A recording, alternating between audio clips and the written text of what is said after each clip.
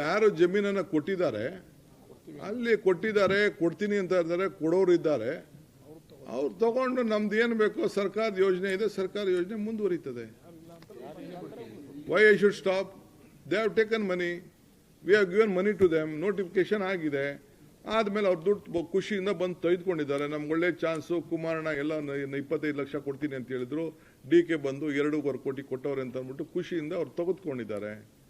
ಅದನ್ನು ತಗೊಂಡು ಹೋದವರು, ಅವ್ರು ಮಾಡಿದವರು ಸರ್ಕಾರಿ ಭೂಮಿ ಆಗೋಯ್ತು. ಆಗ ಸರ್ಕಾರ ಏನು ತೀರ್ಮಾನ ಮಾಡಬೇಕು ಮಾಡ್ತದೆ.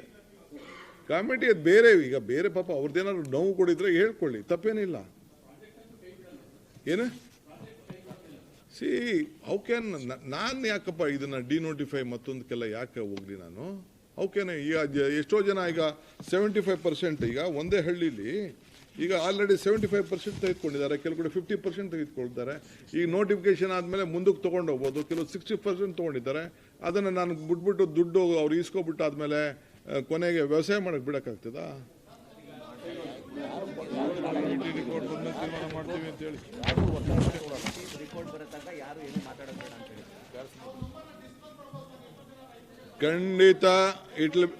ಖಂಡಿತ ಟ್ರಾನ್ಸ್ಪರೆಂಟ್ ಆಗಿ ಎಲ್ಲ ಡಿಸ್ಕ್ಲೋಸ್ ಮಾಡ್ತೀವಿ. ರೈತರ ಸಮೇತ ಯಾರು ಎಷ್ಟೆಷ್ಟು ದುಡ್ಡು ತೆಗೆದುಕೊಂಡೋದ್ರು, ಮಾಲ್ಕಿ ಎಷ್ಟು ತೆಗೆದುಕೊಂಡೋದ್ರು, ಏನು ತೆಗೆದುಕೊಂಡೋದ್ರು ಅಂತ ಎಲ್ಲ ಕಂಪ್ಲೀಟ್. ಇದೇನು ಯಾರು ಮುಚ್ಚಿಡಕ್ಕಾಗಲ್ಲ. ಪ್ರತಿಯೊಂದು including drone survey, lidar survey, ಬೇರೆ ಸರ್ವೆ ಎಲ್ಲ ಮಾಡಿಸ್ತೀವಿ. ಎಲ್ಲ ಡಿಸ್ಕ್ಲೋಸ್ ಮಾಡ್ತೀವಿ. ಹೆಂಗೆ ಇದನ್ನ ಯಾವುದು ಮುಚ್ಚ, ನಿಮ್ಗೂ ಏನು ಬೇಕಾದ್ರೂ ದಾಖಲೆಗಳು ನೀವು ಕೂಡ ಕೇಳ್ಕೋಬೋದು, ನಾವು ಡಿಸ್ಕ್ಲೋಸ್ ಮಾಡ್ತೀವಿ.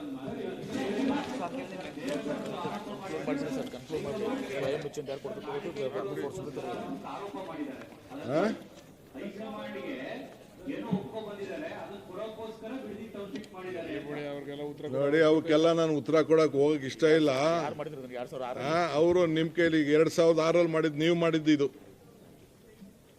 ನಮ್ಗೇನು ಅವಶ್ಯಕತೆ ಇಲ್ಲ. ನೀವು ಯಾರು ಕೊಟ್ಟಿದ್ರಾಗ? ನಿಮ್ ಯಾವ ಹೈಕಮಾಂಡ್ ನೀವು ಕೊಟ್ಟಿದ್ರಿ? ಪಟ್ಟಿ ಬೇಕಾ?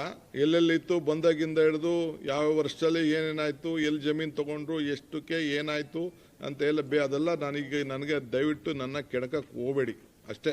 ನಾನು ಐ ಆಮ್ ಟೆಲಿಂಗ್ ಯು.